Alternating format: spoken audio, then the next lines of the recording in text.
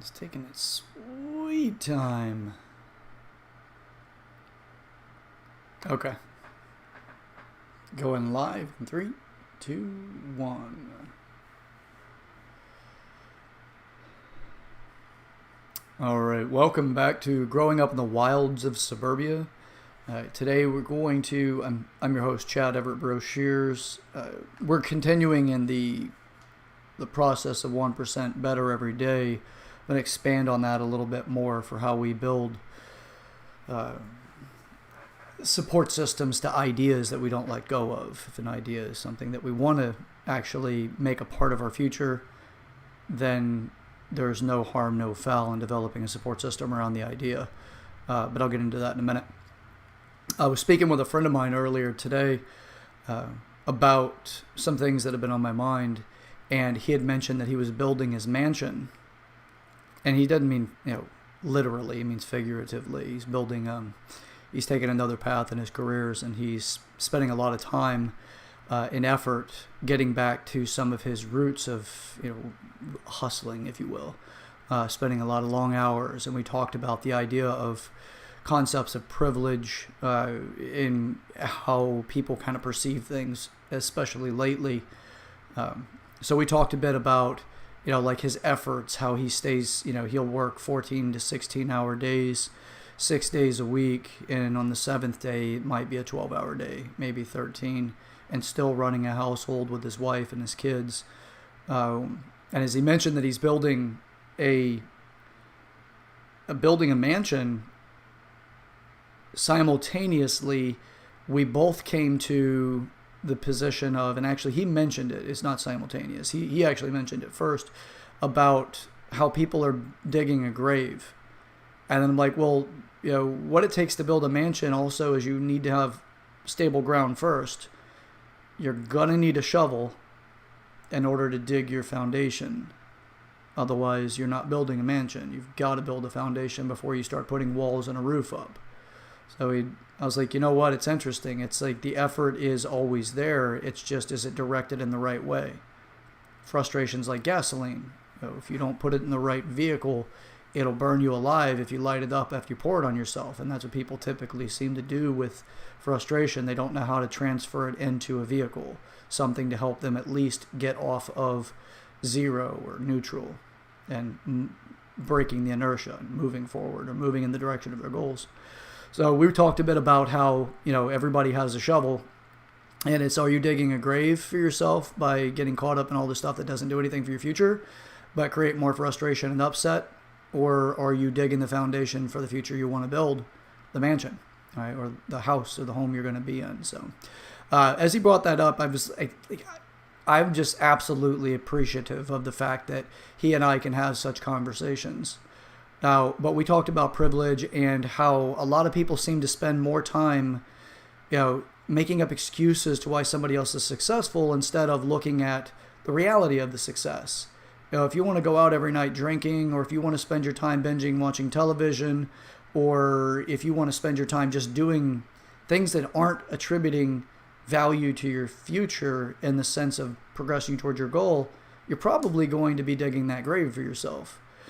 Now, but what I did talk to him about, because this is a friend of mine that's a pretty successful person, as we talked more about it, he's like, I know his plight. I know his struggle. I know what he's gone through. He, like myself, don't give up when our mind's on a goal. Like, it's just, you get a hold of it and you dig and you go, you work. And I know his life and his family and a lot of that. And I know that he's put in, like I said, 16-hour days on average. And maybe on Sunday, he'll take a down day by doing 12 hours. But everybody wants to judge him by what he's capable of creating, not about what he's done to work his way there. He didn't start that place. This is habits that he's built over time. It's 1% better every day. Every day. He doesn't stop. And he's well-rounded. Like, he's not one that's already gone through my Ascending to Total Maturity or the maturity program that I have on my YouTube channel. He's not somebody who's gone through that. He's just figured it out in life. For the most part, he's got a lot of areas he's well-rounded on. So from that, we talked about privilege. we talked about how people will look at the fruit of labor. Everybody wants to do that. They look at Michael Jordan. They look at whoever their idea of success is, and they think, well, they got there because they're lucky, or they got a leg up, or they've got, some sort of special advantage or genetic value or something. And they don't consider that person took on the challenge of life. They took on getting better 1% in every area. We could look at Tiger Woods as a case study. That man worked his butt off to become the best golfer. In a field that everyone's like, well, all these other people have these different sports, but, golf is for a specific person. Not realizing that, it's just dedication, effort, and the willingness to continue to develop and grow. What I love about this is that these are the things that people don't want to do. They don't want to structure and put themselves through the discipline to actually create that thing in life that they're after, their goals. They'd rather sit back and complain that other people are accomplishing their goals and saying, well, they did it because of their special privileges. The reality is that they know how to work.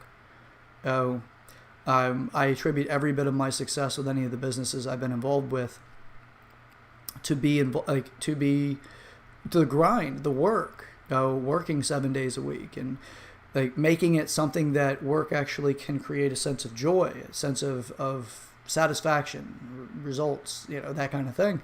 And it doesn't make for a romantic story. It doesn't at all. If anything, it just makes you go, oh, well, that sucks. Almost as if when you find out what it takes to get there, it's disappointing, because everybody seems to want the magic moment, the lottery. They want the lottery. So, he didn't spend long nights drinking. He didn't do any of that stuff. 7 days a week, he worked towards his goal. And when he gets there, it's not anybody else's right to take it away. To sit there and judge him and say, well, he did it because of this, you're trying to take it away from him. You're just in the literal, or in the figurative, in the language-based sense, not necessarily in the physical sense. I wouldn't advise that. Not a good idea. Just like the concept of eat the rich. It's such a stupid, short-sighted idea. And I will say that with absolute confidence. Eat the rich is a stupid idea. You really should study the rich. You should study their habits. Even if they are where they are and you don't see the work ethic that took to get there. Somebody in their family busted their butt to get there. They created the connections. They worked the relationships they had, and that's one of the reasons why those people are successful. And if you're unwilling to do that, your future generations are also unlikely to have what they have. You can idolize it all you want, but you're going to sell your kids a dream too, instead of selling your kids the work. It's an interesting thing. I was my viewpoints and perspectives prior to being 40 were kind of more in that dreamer state. Although I've worked my butt off, I just didn't have that same depth that now I have, like a significant appreciation. And I went from being highly open-minded, which I am still very open-minded.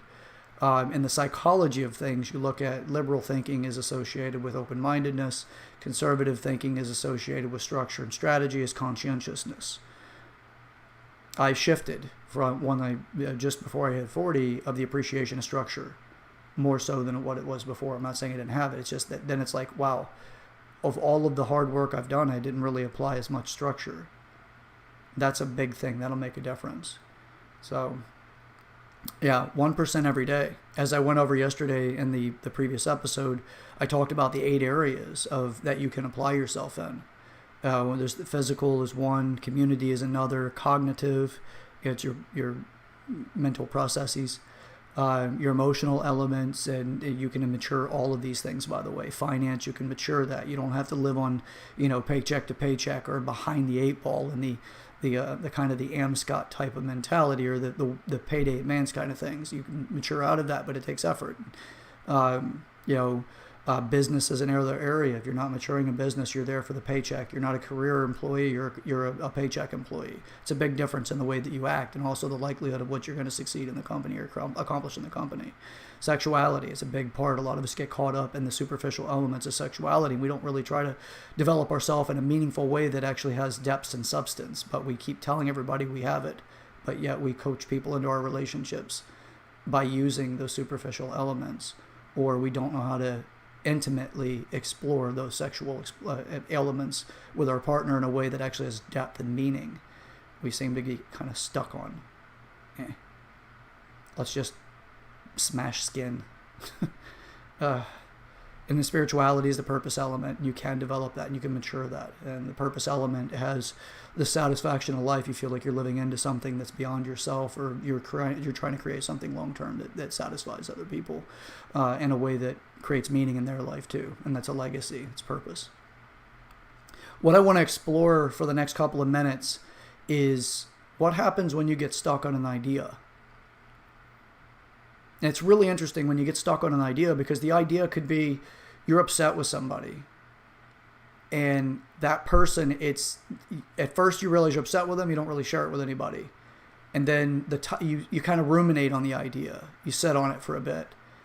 And then you find out, or you tell somebody else you're upset, and then you find out maybe they're upset with them too. And now you start creating this structure of upset.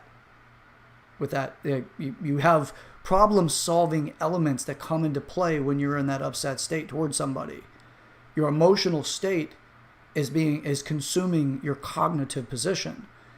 So you're sitting there with that upset, and your boss comes up to you, and say it's in the workplace, and your boss comes up to you, and you're upset with that person, and you're talking to somebody else, and you have somebody else involved in it. Your boss asks you a question, and now you have to go from where you are here, and you have to go around that idea to come up with a solution for your boss. Your boss just asked you for something. You've created a workaround. And in your brain, the way that we work, the more consistently a thought sits in play with our mind, we create what's called neuroplasticity. It's the way the brain fires through the synapse, the channels of the brain, and it says this is the way to do it. And it makes a pattern to conserve energy. So you create a new pattern, which is the neuroplasticity. You now have that new pattern associated with coming up with how to work around that upset and the requirement of the job duty. You'll start to create all kinds of variables. You take it home to your partner, and you'll enroll your partner in how you're upset with somebody. And then you'll spend that time sharing that upset with your partner. You can't do two things at one time. You can multitask, but you can't create meaningful speech where you're discussing two things at once. It's challenging for somebody else to even follow you, let alone for you to lead them in the conversation. So you're spending time with your partner. Now you're creating workaround at work with the frustration of that individual being involved.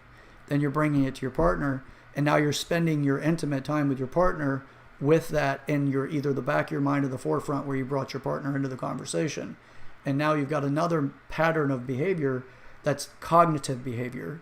It's the mental processes that you're working around with your partner, and you're intertwining your upset with what's going on at work with your intimate relationship with your partner. And you may find that over time, all you ever seem to do is start to create a griping scenario and frustration as venting to your partner. But you're also developing a mental playground of being upset with your partner. But you're not upset at your partner, you're upset with your partner, not towards them. They understand you're dealing with something at work. Now they're learning how to treat you with that element in play. This is an example with a workplace scenario, but it could be anything. You could be thinking that, people don't view you as smart, and they view you as stupid. And now you've got to figure out every single interaction you're dealing with people that fall into that grouping, how to prove to them you're not stupid. You either react and take yourself away from them and spitefully, like, I'm not playing with them today anyway, I'm not going to work with them, I'm not making their life harder. And you create this mental playground around the idea versus addressing the idea. It's okay for somebody to think you're stupid. It sucks, it's uncomfortable. Everyone has the right to their own opinion. Now, it's up to you if you want to correct it, but my idea about correcting it is if they think you're stupid, you could always ask them why. A lot of times you'll resolve a lot of the issues you have in life by simply asking why. Why do you feel that way?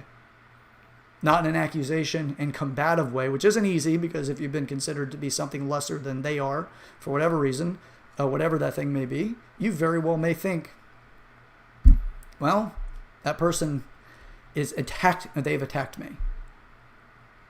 Oh, if that's your thing, then you're probably not going to be able to communicate with them well, and you may need to spend a little bit of time kind of decompressing yourself before you have that conversation.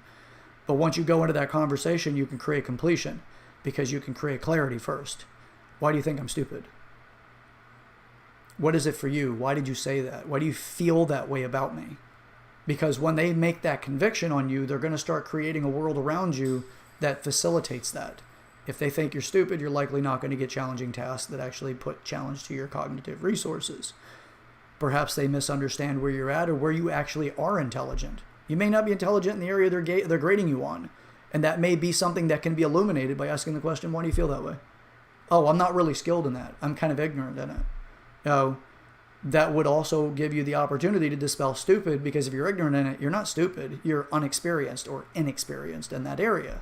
So all you have to do is become experienced in it, and you're no longer ignorant, and now you can exhibit functional skill sets that they may dismiss the idea that you're stupid, because a lot of times stupid is used in a more of a colloquial way, in a negative, in a demeaning, character attack type way, but it doesn't mean it's permanent. Sometimes all you have to do is just ask the question without being combative, and you can clarify or create a clearing that you can create whatever you want in your life. So, but it's 1%. Now, if you apply 1% of being upset every day, you create that future by putting your attention there. I'm upset. And then every single day that you spend putting 1% more effort into being upset, the more likely you are to create more problems for yourself. That's one of my issues whenever it comes to diagnoses of any type, medical, clinical, of any sort. I'm not against being or any kind of diagnosis. I'm not a doctor. I don't do that kind of thing. My issue is more in the preparation for the patient for being able to deal with the diagnosis, because that person may start to create a character defense mechanism with the diagnosis. Oh, I can't do that because of my diabetes. I can't do that because I have this disorder, this mental condition, or this physical ailment, or whatever. And they start creating a game of leniency.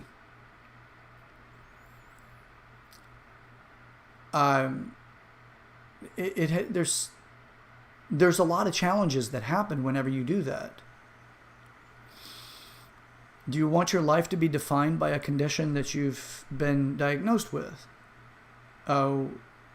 I kind of look at it this way. What do I want my tombstone to say to the world?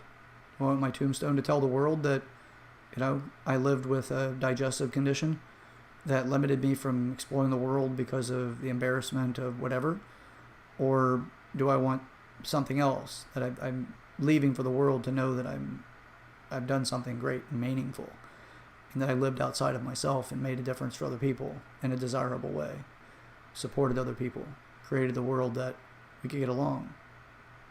We don't have to get along fully. We don't have to be each other's favorites. Shit, you don't even have to be somebody's okays. Just give other people as much, freedom to be who they are that you want other people to give you. That's it. You see somebody across the room that looks different than you, it's like, okay, whatever. But if you put 1% focus every single day into being upset, you become upset. And you create a knowing legacy of being upset. Now, if you do that to create a solution, that's wonderful, but you do have to understand that if you've enrolled other people in the fact that you were upset and that you were, whatever that emotional definition is for you, pissed off, whatever it might be, it would be beneficial for you to let those people know that you've created completion in that once you've created a solution, versus letting them kind of hang on it, because then, who knows who they're going to talk to and how that's going to spread that you're upset about something. I want to add another functional definition, working definition. This working definition is on the term weird. Whenever people say weird, what I hear every single time I hear somebody say they're weird is I don't understand that person or their motives. Oh, the person may dress drastically different than you, and you're like, that's weird. You just don't have exposure to it. Perhaps that's somebody you should actually say hi to or introduce yourself to. Get to know them. You won't call them weird once you get to know them. You can maybe call them something else if you have a vocabulary that exceeds a third grader. But it's up to you how you want to live your life. I'm not here to tell you that. I'm just trying to offer some insights that might give you more functionality and less frustration. I'm trying to create the vehicle for you to put that gasoline called frustration in. Stop lighting yourself on fire. It sucks. It burns. And you'll exhaust yourself like a child throwing a temper tantrum if you keep frustrating yourself to the point you're on fire. And it kind of looks like that to other people at times too, and you're throwing a fit. No, you're just an adult that has the ability to, physically hurt people more than a toddler. Although sometimes I've been hit in certain places by toddlers, and it can suck. Kids don't understand those things. So 1% every day. You've got the 8 different areas of maturity that I've discussed earlier in this video and in previous videos. You also have the awareness now, if you've watched this video beginning to end, you also have the awareness that you can put 1% into the undesirable direction of your development.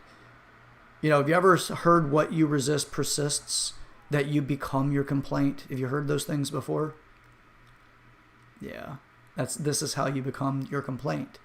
You put 1% in every day. That's your frustration element. And it starts to change you to the point that you may actually flip the switch and become that thing you complain about. It's an interesting thing. I've actually had that transition in my life once or twice. And the interesting thing is you keep resisting it and you keep resisting it and it persists. And you keep being upset about it until one day you just realize somebody else just did something to you that you have seen the person that you're upset by dealing with. And then you're just like, you know what? I'm tired of it. And then you react towards the person that is not the one you've been focusing on, just some other random person did something. And you react towards that random person the same way as the person you focused on that you didn't like. And all of a sudden you become your enemy. You become your complaint. Because you did exactly what you've been witnessing the other person's done that you've been complaining about. And now you've become that. It's become part of your character. Even though it's at that one moment, it's a flicker. Doesn't mean it's going to be permanent, but it has a higher likelihood of it because you've been conditioning yourself and training yourself on what it's like to be that person from the outside looking in versus being the person on the inside looking out. And now you've made the switch where you can now be the person on the inside looking out. And there can be a sense of satisfaction that goes with that. It's a weird twist. It's almost like a self-imposed Stockholm syndrome. It's a real interesting thing. It's like the ideas that you resist that is persisting starts to hold you captive because you can't think about other things when you're thinking about that. It's impossible to. You can be interrupted in your thoughts and think about something else. But you can't think 2 things at one time. You can't think cow and PlayStation. Unless you're thinking about a game you play on the PlayStation that has to do with a cow. But you can't think separate concepts at one time. It doesn't work. If you want to try that experiment, it's pretty neat. It's frustrating too, because you're like, what the hell is he talking about? Try it. Think 2 things at once. Lamp. Now immediately think about cow and see if you can think about lamp at the same time. And if you think you are, you're convincing yourself that you are, but you're not. Just that we don't have that in our makeup. So far, the point, science has proven that we don't have that in our makeup. So, all right, that's all that I have for today. Every day, 1% better. 1% towards what your goals are.